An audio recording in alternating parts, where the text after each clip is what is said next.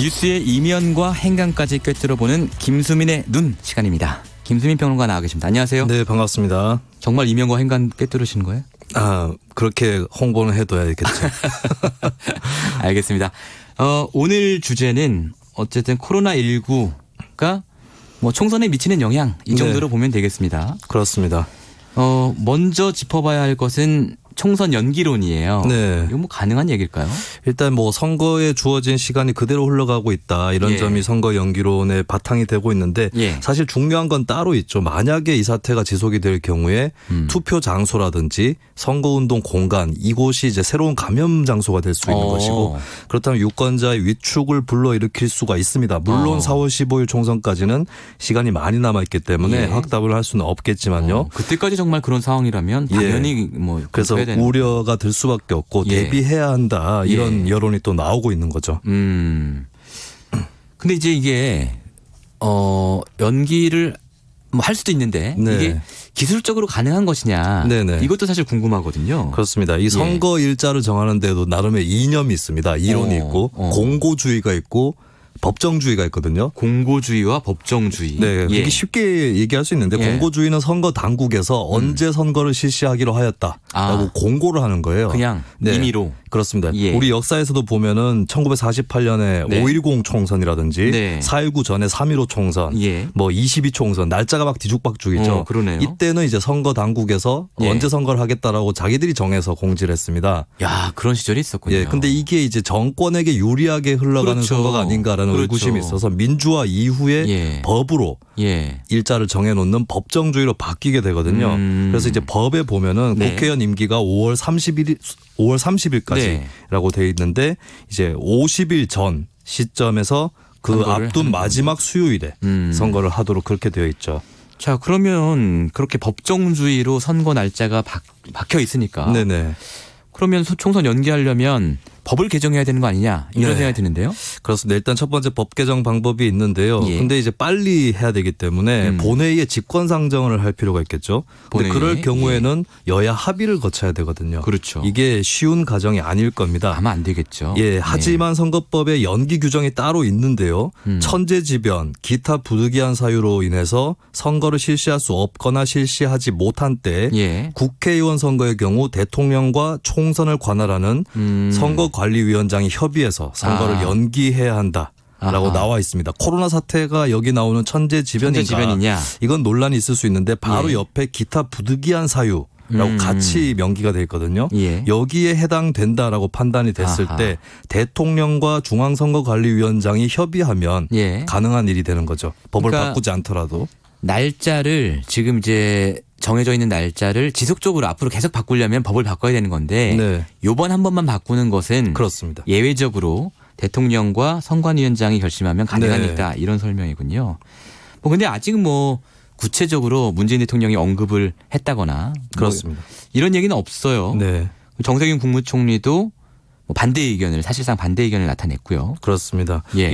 임기 연장하면서 총선을 치를 수 없다라고 밝혔는데요. 정세균 총리가요. 근데 총선이 연기된다고 해서 임기가 연장되는 것은 아닙니다. 왜냐하면 5월 30일까지 국회의원 임기인데 그 전까지만 선거를 마쳐도 상관은 없거든요. 그렇죠. 극단적으로 생각했을 때 5월 29일에 선거에서 바로 당선증 받고 의원 임기를 시작을 해도 됩니다. 사실 문재인 대통령이 그렇습니다. 그렇게 했죠. 그 보궐선거를 실시하면서 5월 9일 대통령 선거를 하고 바로 이튿날 맞습니다. 임기를 시작했기 때문에 국회의원도 뭐 극단적인 경우에도 그런 식으로 할 수는 있는 거죠. 그때는 사실 그래서 뭐 인수위도 사실 제대로 못 꾸리고 바로 정권을 인수해야 되는 상황이 되어서 그게 국가 전체적으로 봐서 좋은 일은 아니었던 것 같아요. 좀 급박하게 진행하는 준비 기간이 있어야 되기 때문에. 근데 이제 총선은 4월 15일이니까 한 달 늦춰도 5월 15일이거든요. 그래서 연기 수준에 따라서 좀 다르겠지만 시간은 좀 남아 있다라고 볼 수 있겠습니다. 물론 이 모든 것은 코로나19 사태의 확산세가 진정되지 않았을 때를 저희가 가정하고 얘기하는 거고요. 자, 선거 유불리. 사실은 이게 이런 엄중한 사태를 앞두고 선거의 유불리를 따진다는 게 좀 불경스럽게 느껴지기도 합니다만 어쨌든 이제 정치평론 하시는 분들이나 각 당의 전략가들은 자, 그래 이게 선거에 어떤 영향을 미칠 것인가 이거 생각하지 않을 수 없잖아요. 네.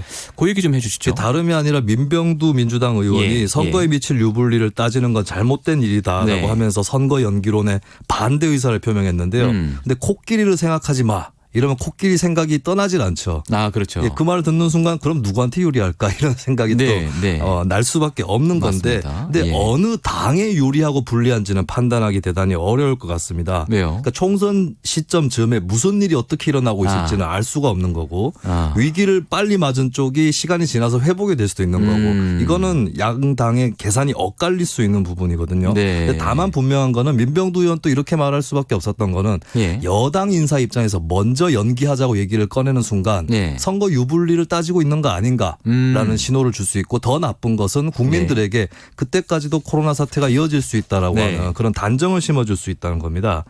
그래서 선거에 불리하고 유리하고 이게 중요하다기보다는 그것을 하자, 연기를 하자라고 말하는 것에 부담이 있다라고 볼 수가 있겠죠. 그러니까 하고 싶어도 일종의 고양이 목에 누가 방울을 달 것이냐 뭐 이런 문제처럼 될 수 있다는 거네요. 그렇습니다. 먼저 말 꺼내면 우리가 열세요. 라고 인정하는 것 같은 그런 생각이 들 수가 있는 거죠.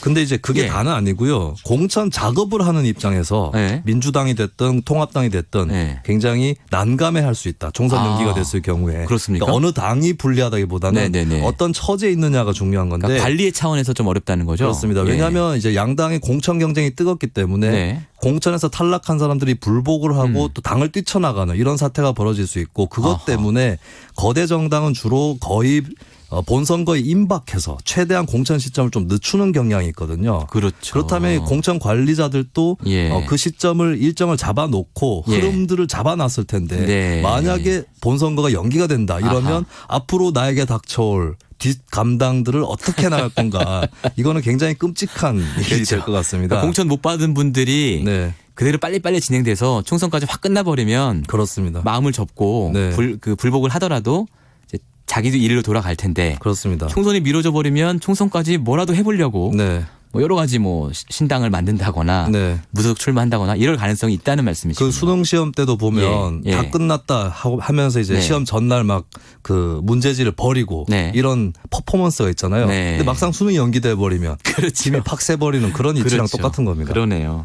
근데 이제 저희가 여야의 유불리를 얘기하기는 어렵지만 분명히 이건 있는 것 같아요. 신인과 기성 정치인의 유불리는 총선 연기와 관계에 있는 거 아닙니까? 그렇습니다. 뭐 최근에 미디어 선거로 전환한다 얘기하지만 미디어가 모두에게 열려 있는 건 아니고 거기서도 인지도가 높은 후보가 더 유리한 거거든요. 그렇다면 인지도가 낮은 후보들은 지금 거리에서 선거운동을 할 수 없는 것 때문에 안절부절 못하고 있는 그런 아까 상황이 윤건현 실장도 그 얘기 하더라고요. 그래서 시간을 좀 더 버는 것이 유리하긴 할 겁니다. 그리고 정당 중에서 굳이 고르라면 신생정당. 이 불리하다. 연기하는 것이 유리하다라고 볼 수 있겠고 공교롭게도 민생당 새로 출범한 제3당이죠. 여기서 이름도 알려야 되고 이런 급박한 상황인데 여기서 먼저 총선 연기론이 나온 것 이것도 한번 주목해 볼 만한 일입니다. 물론 유리하기 때문에 제안했다라고만 볼 수는 없겠지만요. 민생당 이름처럼 민생을 생각해서 그런 것도 그런 것도 같이 있을 수 있죠. 그 앞으로의 어떤 일정 연기를 만약에 한다고 하면 그 일정 짧게 좀 말씀 부탁드릴게요. 연기를 지금부터 뭐 결정할 필요는 전혀 없고요. 사태 추이를 봐야 되는데 나쁠 경우를 대비하자 뭐 이 정도로 보시면 될 것 같고 알겠습니다. 참고로 본후보 등록이 3월 26일입니다. 그 전에는 결정을 늦어도 해야 되지 않을까. 알겠습니다. 3월 6일까지요. 그렇게 보여집니다. 네, 감사합니다. 김수민의 눈이었습니다. KBS 1라디오 김경래의 최강시사 2부 여기까지고요. 저는 잠시 뒤 3부에서 돌아오겠습니다. 일부 지역국에서는 해당 지역 방송을 보내드리겠습니다.